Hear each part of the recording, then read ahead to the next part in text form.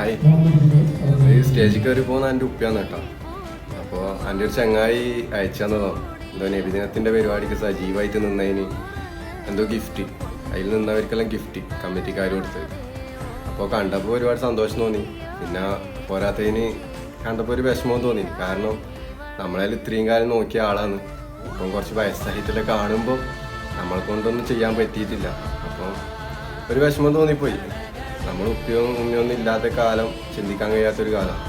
അങ്ങനെ ഒരു വിഷമം തോന്നിപ്പോയി. അപ്പോൾ എനിക്ക് പറയാനുള്ളത്, കമ്മിറ്റിക്കാർ ചെയ്തത് നല്ലൊരു കാര്യമാണ്. ഇപ്പം എൻ്റെ ഉപ്പയായതുകൊണ്ട് മാത്രമൊന്നുമല്ല, ബാക്കി കുറേ ആൾക്കാർ ഇതിലുണ്ടാവും സജീവമായിട്ട് നിന്ന്, അവർക്കെല്ലാം ഗിഫ്റ്റ് കിട്ടിയിട്ടുണ്ടാവും.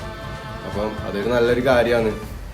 അങ്ങനെ എല്ലാവർക്കും ഒരു പ്രോത്സാഹനമാവും അങ്ങനെ ചെയ്താൽ.